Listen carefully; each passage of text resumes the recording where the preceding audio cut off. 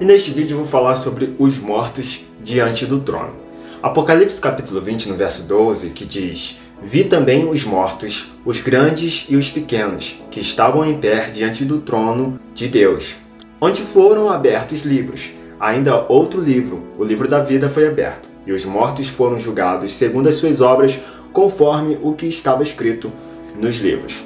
O contexto de Apocalipse capítulo 20 mostra que o versículo 12 está descrevendo o juízo que está acontecendo durante o milênio no céu.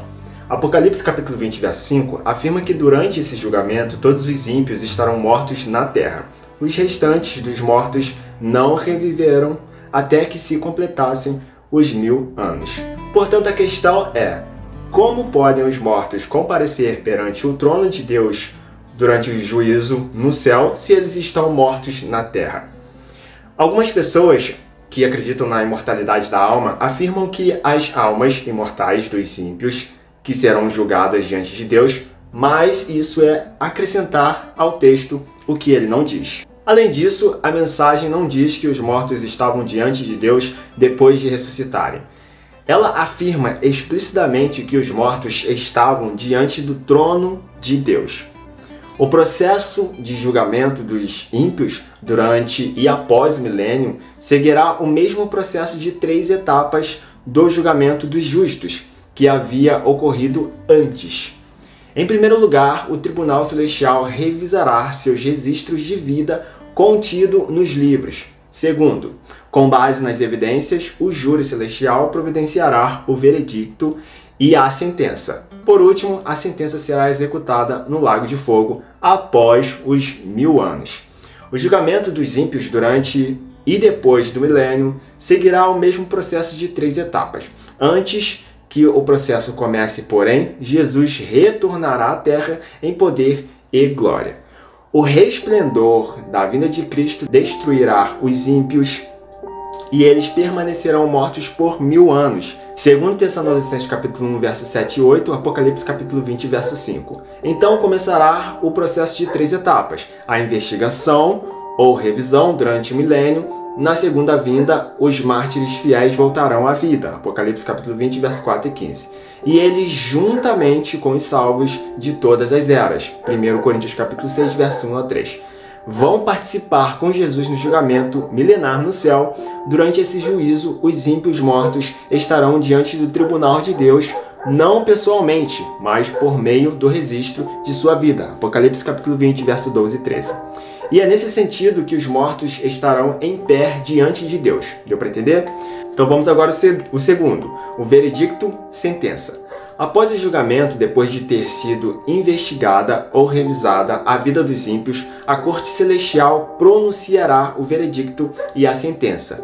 Os redimidos designaram aos ímpios a parte que deverão sofrer, segundo suas obras, e isso foi escrito ao lado de seus nomes no livro da morte. E agora nós vamos à terceira etapa, a execução da sentença. A terceira etapa, a execução da sentença, ocorrerá na terra depois do milênio. Os ímpios ressuscitarão e verão com os próprios olhos o registro de sua vida e confessarão que a sentença é justa. Isaías capítulo 45, verso 23 e Filipenses capítulo 2, do verso 9 ao 11. Eles serão lançados então no lago de fogo para sofrer a segunda morte. Apocalipse capítulo 20, verso 14 e 15. A seguir está um resumo dos eventos desde a segunda vinda até a destruição dos ímpios. Apocalipse capítulo 20, do verso 11 ao 15. A segunda vinda de Cristo, verso 11. A investigação e condenação dos ímpios no céu durante os 1000 anos. Os mortos estarão em pé diante do trono de Deus, não pessoalmente, mas por meio dos registros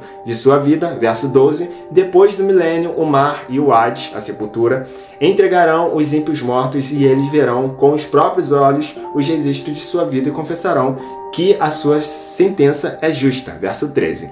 A sentença será executada no lago de fogo. Verso 14 e 15. Apocalipse capítulo 20, verso 13, descreve a ressurreição dos ímpios após o milênio. As expressões de entregou e entregaram lembram a linguagem de Isaías no capítulo 26, no verso 19.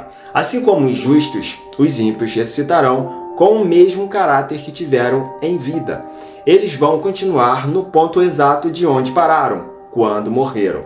Deus preservou um registro precioso da vida deles em seu disco rígido celestial, e ele lhes devolverá sua identidade sem a menor mudança. Enquanto, durante os 1000 anos, os mortos ímpios comparecerão ao julgamento por meio de seus registros. Após os 1000 anos, eles ressuscitarão, Apocalipse capítulo 20, verso 5, e comparecerão pessoalmente. Deu para entender? Há reis e generais que venceram nações, homens valentes que nunca perderam uma batalha e guerreiros orgulhosos e ambiciosos cuja aproximação fazia tremer os reinos. Na morte não experimentaram mudança alguma. Ao saírem da sepultura, retomam seus pensamentos exatamente no ponto em que foram interrompidos. São movidos pelo mesmo desejo de vencer que os governava quando tombaram. Claramente, os ímpios não apenas recebem o fôlego da vida, mas também o registro preciso de suas vidas que Deus preservou em seu disco rígido celestial. O fôlego é mais do que apenas o sopro ou respiração de vida. É o fôlego junto com o registro da vida e o caráter da pessoa. Nossa identidade pessoal é preservada na ressurreição, se bem que não as mesmas partículas de matérias ou substância material que foram para a sepultura. As maravilhosas obras de Deus são um mistério para o ser humano. O Espírito Santo, o caráter humano, volta a Deus para ser preservado. Na ressurreição, toda pessoa terá seu próprio caráter. Todo o mundo ímpio está em julgamento perante o tribunal de Deus, acusado de alta traição contra o governo do céu. Não há ninguém para pleitear sua causa. Estão sem desculpas, e a sentença de morte eterna é pronunciada contra eles. Então a sentença será executada quando os ímpios forem lançados no lago de fogo para sofrer a segunda morte. Apocalipse capítulo 20, verso 11 ao 15. Apocalipse no capítulo 20, no verso 13, afirma que o mar entregou os mortos que nele havia, e a morte e o Hades entregou os mortos que neles havia, e cada um foi julgado de acordo com o que tinha feito. O processo de julgamento em 3 etapas tem um objetivo específico: demonstrar ao universo inteiro, tanto para os fiéis quanto para os rebeldes, que Deus julgou cada caso de maneira justa e correta. No juízo investigativo pré-advento, Deus provará ao universo celestial que ele tem o direito legal de levar os salvos para o céu. À medida que os salvos participarem do julgamento milenar no céu, eles concordarão que Deus foi justo e verdadeiro ao condenar Satanás, seus anjos e os ímpios. Por último, o juízo pós-milenar de Satanás, seus anjos e os ímpios os convencerá de que Deus foi amoroso, justo, correto e misericordioso ao condená-los à destruição eterna. O profeta Isaías descreveu esse momento culminante da história mundial. Leia Isaías capítulo 45, verso 23. Então, e somente então, Deus poderá destruir o pecado e os pecadores e o último inimigo, a morte. 1 Coríntios capítulo 15, verso 27 e 28. Quando o grande conflito terminar, o universo estará purificado e em perfeita harmonia. O processo de julgamento não deixará pontas soltas. Ninguém culpará Deus por ser parcial ou pela existência do mal. Após o milênio, haverá apenas 2 grupos: os de dentro da cidade de Deus e os de fora. Os que estavam dentro foram salvos pela graça por meio da fé na perfeita justiça de Jesus. No entanto, eles foram julgados por suas obras. Apocalipse capítulo 22, verso 12, Mateus capítulo 16, verso 27. Porque as obras revelam se a fé é genuína. Não somos salvos por uma fé morta, nem pelas obras somente, nem por fé mais obras, mas por uma fé atuante que realiza boas obras. Tiago capítulo 2, verso 14 ao 26. Os heróis da fé, de Hebreus capítulo 11, não apenas creram, mas também agiram segundo a sua fé.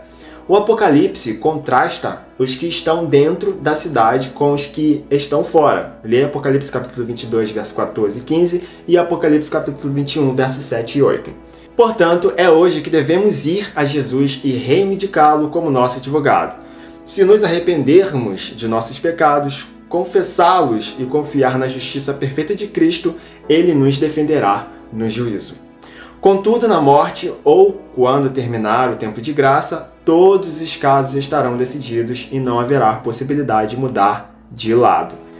1 João capítulo 2, verso 1 e 2, Hebreus capítulo 7, verso 26, Hebreus capítulo 4, verso 15. Vi então tronos e Jesus e os santos remidos sentarem-se sobre eles. Os santos reinaram como reis e sacerdotes para Deus. Cristo, em união com seu povo, julgou os ímpios mortos, comparando seus atos com o código, a palavra de Deus, e decidindo cada caso segundo as obras feitas no corpo, enquanto estava nesta vida. Então designaram aos ímpios a parte que deverão sofrer segundo as suas obras, e isso foi escrito ao lado de seus nomes no livro da morte. Também Satanás e seus anjos foram julgados por Jesus e os santos. O castigo de Satanás deveria ser muito maior do que aqueles a quem ele enganara. Seu sofrimento excederia ao deles a ponto de não haver comparação. Depois que todos aqueles a quem ele enganou houverem perecido, Satanás deverá ainda viver e sofrer muito mais. Durante os 1000 anos, entre a primeira e a segunda ressurreição, ocorrerá o julgamento dos ímpios. O apóstolo Paulo falou desse juízo como um acontecimento que se seguira ao segundo advento. Nada julgueis antes do tempo, até que venha o Senhor, o qual não somente trará à plena luz as coisas ocultas das trevas, mas também manifestará os desígnios dos corações. 1 Coríntios capítulo 4, verso 5. Daniel declarou que veio o ancião de dias e fez justiça aos santos do Altíssimo. Daniel capítulo 7, verso 22. Nessa oportunidade, os justos reinarão como reis e sacerdotes diante de Deus. João, no Apocalipse, relata: vi tronos, e nestes sentaram-se aqueles aos quais foi dada a autoridade de julgar. Serão sacerdotes de Deus e de Cristo e reinarão com ele os 1000 anos. Apocalipse capítulo 20, verso 4 e 6. É nesse tempo que, conforme foi predito por Paulo, os santos hão de julgar o mundo. 1 Coríntios capítulo 6, verso 2. Em união com Cristo, eles julgam os ímpios, comparando seus atos com o código, as escrituras sagradas, e decidindo cada caso segundo as ações praticadas nesta vida. Então, o destino que os ímpios devem sofrer, segundo as suas obras, é determinado e registrado em frente ao seu nome no livro da morte. Do mesmo modo, Satanás e os anjos maus serão julgados por Cristo e seu povo. Paulo escreveu: não sabeis que havemos de julgar os próprios anjos? 1 Coríntios capítulo 6, verso 3. E Judas afirmou que os anjos que não guardaram o seu estado original, mas abandonaram seu próprio domicílio, Deus tem guardado sob trevas, em algema eternas, para o juízo do grande dia. Judas, verso 6. Amém. Se você gosta dos conteúdos deste canal e você quer dar um suporte, eu vou deixar os e-mails na descrição desse vídeo. E para esse conteúdo aqui chegar às outras pessoas, é só você deixar o seu like, ou simplesmente compartilhar ele, ou simplesmente deixar nos comentários o que você achou deste conteúdo aqui. Se inscreva no canal e ligue o sininho de notificações para ficar por dentro dos próximos conteúdos que vão rolar por aqui. E aqui está aparecendo 2 cards para você. O de cima é uma recomendação do YouTube e o de baixo é uma playlist que eu já deixei preparado para você. Muito obrigado por você ter assistido esse vídeo e eu aguardo e espero você no próximo vídeo. Tchau, tchau e fui!